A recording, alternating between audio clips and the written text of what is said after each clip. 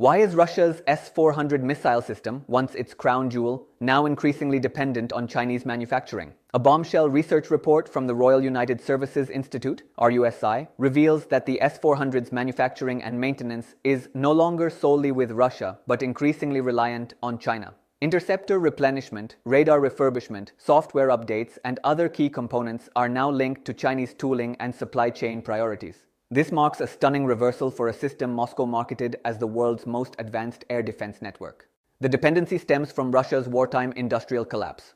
Dr. Jack Watling, RUSI's senior research fellow, explains that sweeping sanctions and sustained attrition in Ukraine have severely strained the S-400's production and maintenance cycles. Russia is currently expending more interceptors than it produces, and its engineers preferred US-origin high-performance printed circuit board laminates, critical for radar and missile guidance. Since sanctions cut off these supplies, Moscow has been forced to use inferior alternatives, compromising system reliability. Even worse, about 70% of the complex European, American, and Japanese machine tools Russia acquired in the 2010s to build S-400s are approaching end of life by 2027. With limited access to spares and software updates, Russia has turned to Chinese suppliers for large-scale fabrication. China's role goes beyond simple component supply. Watling's research shows that interceptor seeker heads, manufactured exclusively at a facility in Kazakhstan, require high-grade microelectronics and PVC-based laminates. The sole Kazakh beryllium oxide ceramics plant, essential for radar heat management, imports equipment from Ukraine, the EU, and China. Any disruption could cripple production. To bridge these gaps, Russia and China have jointly established specialist research units to develop alternative technologies, particularly for semiconductors and microchips. Chinese vendors openly advertise materials for Russian radar systems, highlighting weak sanctions enforcement rather than weak legislation. The implications for export customers like India are alarming. India operates 5 S-400 regiments worth $5.5 billion, with 2 more systems delayed.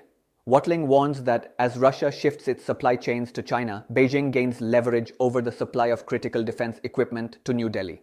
Given that China is one of India's primary adversaries, this creates a dangerous vulnerability. If tensions flare, Beijing could pressure Moscow to delay or deny S-400 support to India. Additionally, Russia's microprocessor production for S-400's Elbrus 90 computing system was historically manufactured in Taiwan's TSMC. Since 2022, production relocation to Russia has stalled, forcing reliance on Indian partners and Foxconn negotiations, further complicating supply security.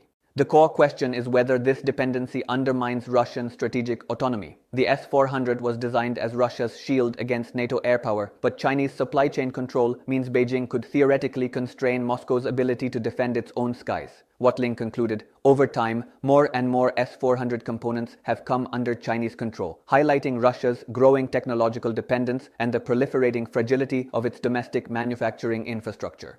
If Russia can't maintain its premier air defense system without Chinese approval, has it traded sovereignty for survival? What do you think? Should Russia's S-400 reliance on China be seen as necessary adaptation to sanctions? Or is this just proof that Moscow has become Beijing's junior partner? Drop your thoughts below.